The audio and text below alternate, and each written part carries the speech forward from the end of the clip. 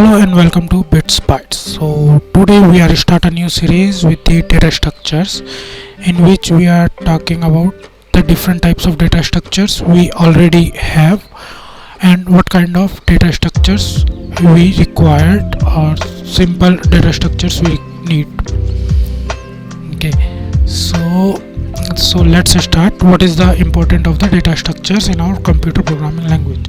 So there is it is a fundamental concept in the computer science or the programming language that are used for the organize or store the data in an efficient way and manipulate or access the data. Suppose if we have one list, okay, we have a list of items and we need the we put all the items, whatever the part of the list should be part in the bucket. So this way how we are efficiently access that data, so we can able to get whatever the item we required from that list, from that bucket. So that is the efficient access.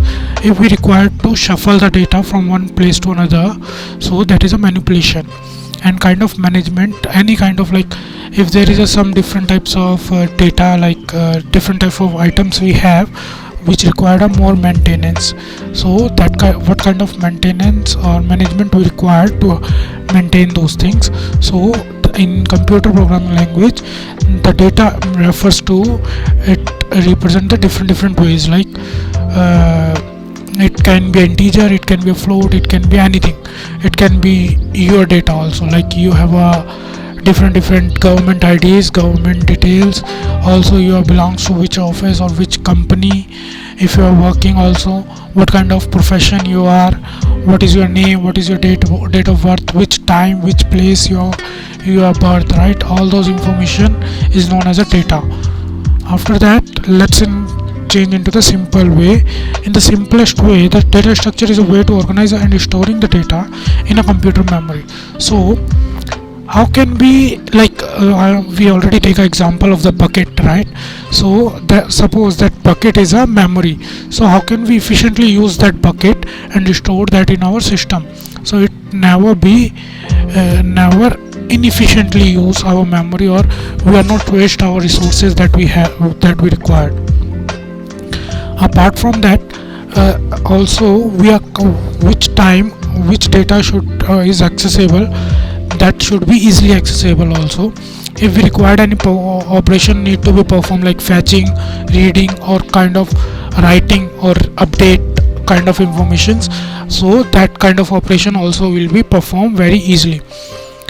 So that basically the data structures is categorized into the two types: primitive data structures and the abstract data structures.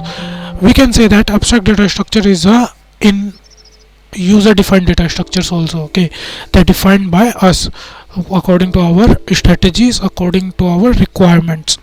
So first go with the primitive data types. So the primitive data structures are, you already aware about the integer, floating, characters and boolean. I hope all those you are aware about it. Just for the introduction of this data structure series, I just telling you the difference between the integer, floating, character and booleans.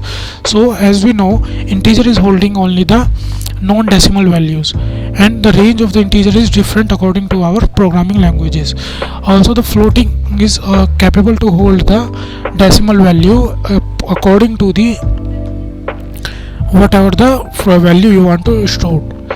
Characters is like it is already defined characters, right?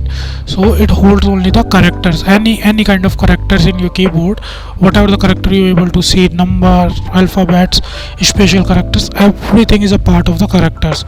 So, and boolean is only hold the true and false value. All are the data types. These are different data types we have inbuilt, and we known as a primitive data structures. There is a special data structure known as an array.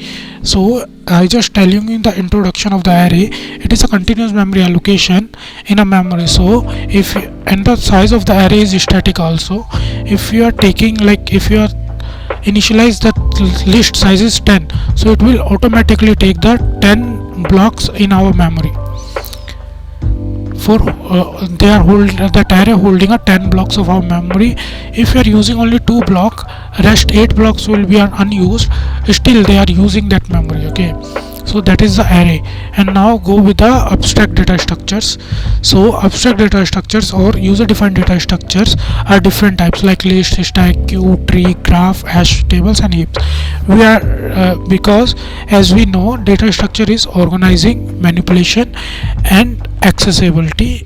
All three: reads, manage, accessibility, manage, organize and storing efficiently, right? All three, when all three things meets, then it become a data structures. So we will define one by one: list, stack, queue, tree, graph, hash map and heaps. In upcoming series and upcoming videos you able to see all those details about the arrays, stack, list, queue and all those things. Thank you for watching my video and keep tuning with me, and don't forget about like, subscribe and share. Thanks.